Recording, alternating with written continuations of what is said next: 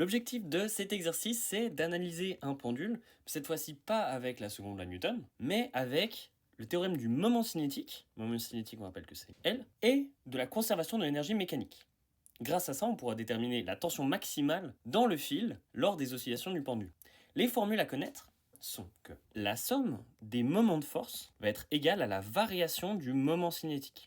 Le moment cinétique, c'est un peu l'équivalent de la quantité de mouvement, mais en rotation. L'énergie mécanique, c'est la somme de l'énergie cinétique et de l'énergie potentielle. Et l'énergie cinétique, c'est 1/2 de la masse fois la vitesse au carré. Si on est sur un seul axe, alors la vitesse devient x point. Et pour un mouvement circulaire, on a x point, qui est la longueur du rayon, fois la vitesse angulaire, θ point.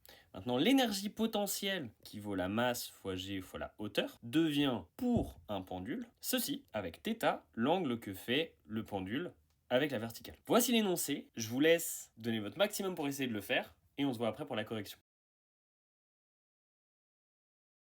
Alors, en premier, on vient calculer l'équation du mouvement avec la somme des moments. La somme des moments, pour ça, on a besoin de la force, et le moment de force, c'est le rayon produit vectoriel la force. Donc, comme rayon, on a ce vecteur, et comme force, on a le poids. Ce qui compte dans le produit vectoriel, c'est les parties qui sont orthogonales, perpendiculaires. Donc, ça va être cette partie du poids. Et cette partie du poids, elle vaut mg sinus θ.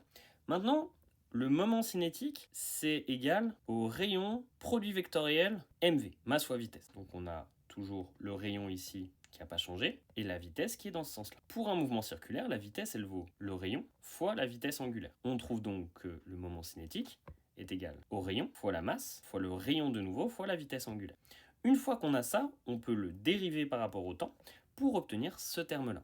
On obtient, grâce à ces deux calculs, cette égalité qui, si on la simplifie, donne cette équation, qui est l'équation différentielle du mouvement d'un oscillateur. La même qu'on aurait obtenue avec la seconde loi de Newton. La deuxième approche, c'est l'approche avec l'énergie. C'est-à-dire que pendant tout le mouvement, l'énergie mécanique est conservée. Donc ça veut dire que ce terme-là ne varie pas. S'il ne varie pas, ça veut dire que la dérivée de l'énergie mécanique dans le temps est égale à 0. Donc ce qu'on va faire, c'est qu'on va développer l'équation qui nous donne l'énergie mécanique, la dérivée, la mettre égale à 0. On va avoir pour l'énergie cinétique 1/2 de mv carré, cette équation, puisque la vitesse vaut toujours la longueur du câble fois θ point.